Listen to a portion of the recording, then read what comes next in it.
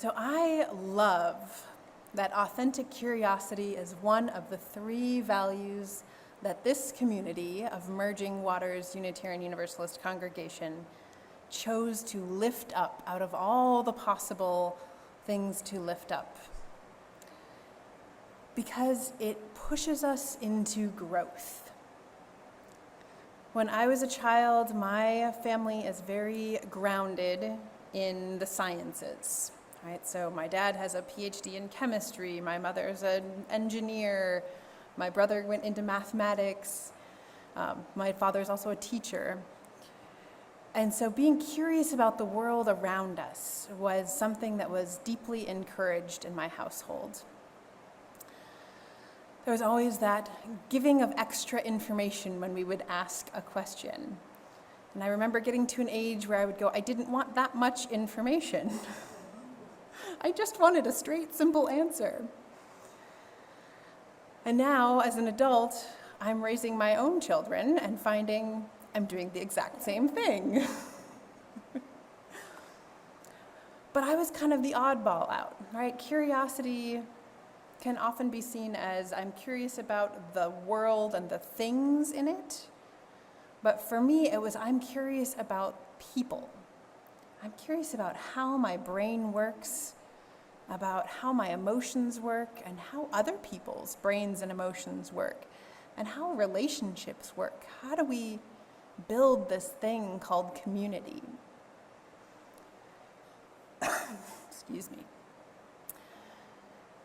So I took it in a little different direction than the rest of my family. And that's the direction I want to explore with you this morning, because it led me to this incredible career where literally everything I do getting ready for a Sunday morning worship service is about curiosity. And yet, when Brené Brown talks about priming the pump, it rings really, really close to my heart. One of the challenging things of being a Unitarian Universalist minister is I can preach about anything. So what am I going to preach about?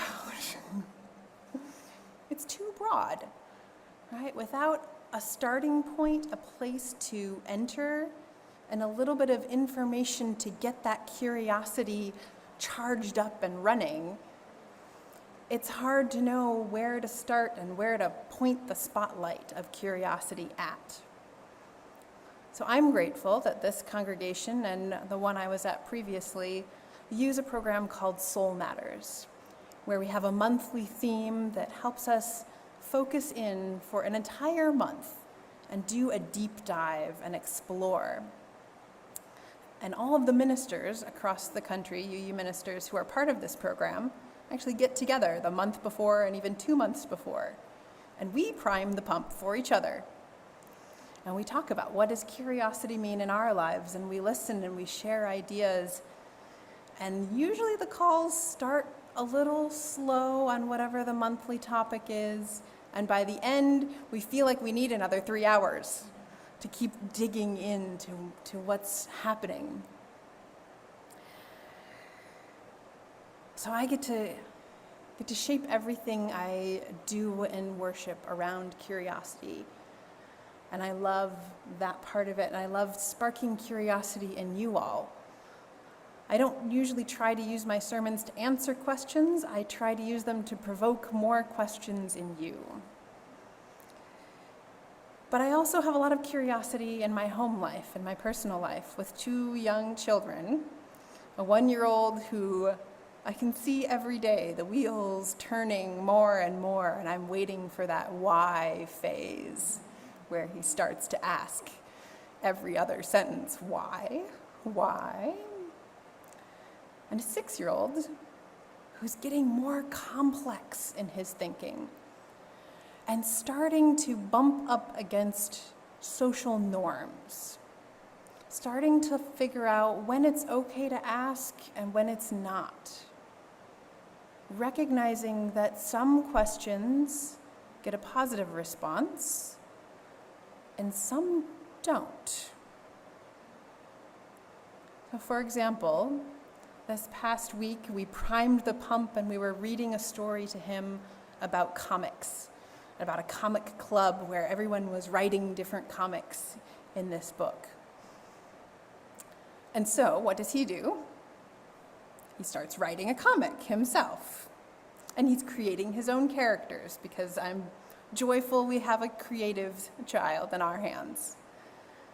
So the first character he creates is a little bit stick figure-ish, but with a round head, and he colors in the face. And he names the character, and the character's name is Yellowface. My spouse and I have a moment of, where did this come from? We can feel our own tightening and reaction because of our cultural context, because of the knowledge we bring, because of the history in my spouse's family and culture of being called yellow as a person of Asian descent, and how that hasn't always been a positive experience. But our 6-year-old doesn't have that context yet, at least we don't think. So we took a deep breath and started with some curious questions. Why did you name your character Yellowface? He says, the obvious reason, because his face is yellow. And we went on to give him a little bit more context about how sometimes people are talked about and categorized by the color of our skin. And thankfully, this is not the first conversation we've had about skin color and the history of the way we treat each other and the way we currently treat each other in our society based on the color of our skin. So we talked to him about excuse me, the history of how some white people used to, hopefully don't anymore, put black makeup on their face, and how it was called blackface. And they would say unkind things and portray people whose skin was naturally black as stupid, as unintelligent, as mean or cruel. And that is not how we want to treat people. But that history of pain is still part of our society and part of our culture. So we had to help him understand, give him context for his creativity, and breathe through our own curious questions. If we hadn't taken that moment to be curious with him, we easily could have jumped down his throat and said, "That's not okay, you can't call somebody yellowface." And he would have been confused and felt shut down, and his curiosity and his excitement and his passion and his joy about comics might have been shut down. Curiosity can be really challenging. The older we get, the more we know, the more we start to interact with each other in new ways. Last spring, we went to my father-in-law's funeral, and their family is culturally Buddhist. So it was a full Buddhist service, which I have never been to. So I was so brimming full of curiosity and questions, but I had to pause and say, is this the time and the place and the way to ask those questions? How can I ask those questions in a way that is sensitive to what's happening here? Who am I centering in the way and the when of how I ask my questions? Because as a white person in a space that was primarily people of color, Asian specifically in this case, it's all too easy for me to end up centering myself and my questions, especially when everything was in Chinese. And I couldn't even follow along with the words because I only could pick up every 10th word or so. It would be too easy for me to tap on someone and say, "Can you translate for me? Can you tell me what's going on?" And that would be authentic curiosity, but it wouldn't be being sensitive to the place that I was at and the people I was with and the need of the moment.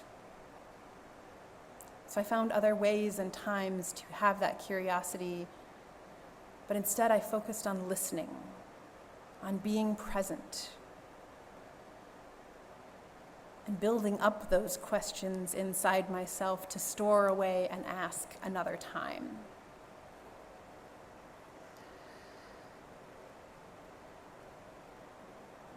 So, curiosity in all of our interactions, whether we realize it or not, are cross-cultural.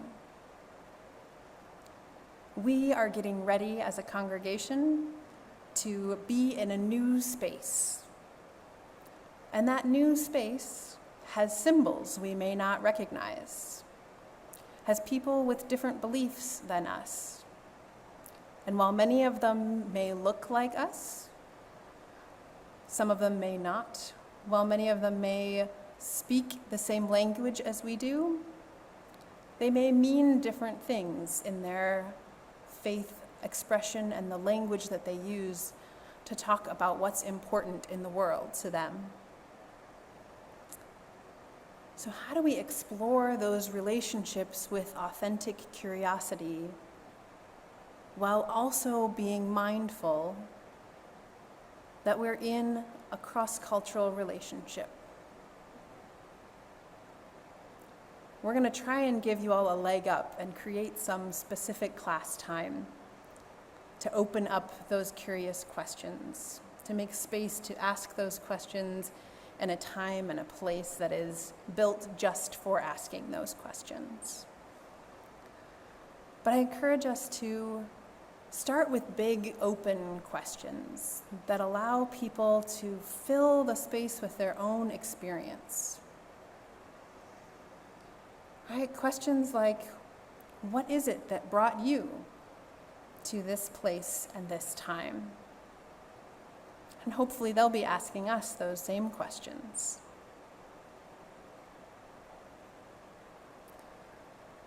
It's a fine, balanced line we walk. And we want to learn more about each other without shutting down. A little later on in that same book, Brené Brown talks about those challenges. And she talks about relearning and how we take in new information. She says, when we're faced with information that challenges what we believe, our first instinct is to make the discomfort, irritation, and vulnerability go away by resolving the dissonance. We might do this by rejecting the new information, by decreasing its importance, or avoiding it altogether. The greater the magnitude of dissonance, the greater the pressure is to reduce the dissonance. In these challenging moments of dissonance, we need to stay curious and resist choosing comfort over courage. It's brave to invite new information to the table, to sit with it, to hear it out. It's also rare these days. As Adam Grant writes, intelligence is traditionally viewed as the ability to think and learn. Yet, in a turbulent world, there's another set of cognitive skills that might matter more. The ability to rethink and unlearn. I love that she talks about this process as one of being a courageous process. Right? Because she said earlier, curiosity takes vulnerability. It takes admitting that we don't always know and being willing and open to hearing something new that might be uncomfortable. So I encourage each of you to take that moment to breathe and find that curious, vulnerable spot in yourself as we go into the weeks and months ahead. And figure out, how do we live out our shared value of authentic curiosity? And the next time we're together in the new space at the United Church of Christ in New Brighton, we'll talk about how we do that with courageous love as the third value that this congregation has lifted up.